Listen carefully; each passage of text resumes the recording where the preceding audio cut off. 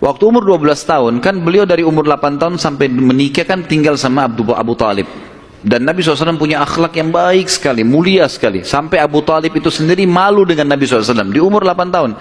Anaknya Abu Talib banyak. Kalau istrinya Abu Talib lagi siapin makan, anak-anaknya pada berebut. Nabi SAW duduk di pojok rumah. Enggak sama sekali. Enggak berebut. Nanti kalau selesai makan, ada sisanya beliau makan. Sallallahu alaihi wasallam. Punya akhlak yang mulia dari masih kecil. Sampai Abu Talib bilang sama istrinya, khusus untuk Muhammad sisipkan makanan. Karena dia tidak ikut berebut sama mereka. Gitu kan. Baik, di umur 12 tahun, pernah satu waktu Abu Talib ini mau ke negeri Syam, urusan dagang. Pertama kalinya Nabi SAW, biasanya Nabi ini selalu pemalu, nggak banyak minta dan nuntut ke pamannya. Khusus pada saat itu Nabi SAW bergantung di bajunya Abu Talib, nggak mau lepasin. Pokoknya dia mau ikut. Abu Talib heran, nggak pernah Nabi SAW berperilaku begini. Musyawarah sama istrinya, nggak pernah Muhammad begini. Kenapa seperti ini? Pasti ada sesuatu gitu. Maka setelah musyawarah kayaknya dibawa aja deh. Dibawalah ke negeri Syam. Pergilah Nabi SAW bersama dengan Abu Talib dan kafilahnya.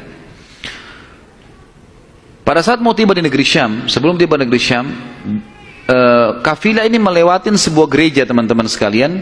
Dan di situ ada satu pendeta bernama Bahirah. Dan ini riwayat Bukhari Muslim menceritakan masalah itu ya. Dan sampai sekarang di negeri Syam masih ada puing-puingnya gerejanya Bahira ini. Pada saat itu di zaman Nabi SAW ada gereja ini dan sampai sekarang masih ada sisa puingnya. Saya pernah lihat cuplikannya sendiri, ada sisa puingnya di negeri Syam. Tepatnya di Syria ya. Kemudian teman-teman sekalian, pada saat melewatin kafilah ini melewatin gereja, si Bahira ini kepala pendeta di gereja itu memang lagi nunggu informasi tentang Nabi terakhir nih. Dia ngeliat-liat di jendela gerejanya, setiap kafilah lewat dilihat sama dia, terutama yang dari Jazirah Arab. Waktu secara kebetulan dengan hikmah ilahi lewat kafilahnya Abu Talib, dan kafilah ini agak berbeda dengan yang lainnya. Kafilah itu berarti 3 unta ke atas ya, baru dinamakan kafilah. 3 ekor unta ke atas baru dinamakan kafilah. Setiap waktu lewat kafilah Abu Talib ini ada awan yang menaunginya. Beda dengan kafilah lain, padahal lagi terik matahari. Dan tidak sengaja kafilah Abu Talib istirahat di sebelah gereja dan ada pohon-pohon kurma yang berderet, itu semuanya seperti menundukkan daun-daunnya ke kafilah itu. Pendeta ini perhatikan, kafilah tanya ini, kirim satu orang, tanya mereka kafilah dari mana nih? Jawabannya dari Jazirah Arab. Dari mana? Dari kota Mekah. Kata Bahira, hidangkan makanan sebaik mungkin di gereja, undang semua kafilah ini masuk makan. Diundanglah. Mereka cerita masuklah mereka untuk makan, dan pada saat satu kafilah ini masuk, yang ditinggalkan di situ hanya Nabi SAW.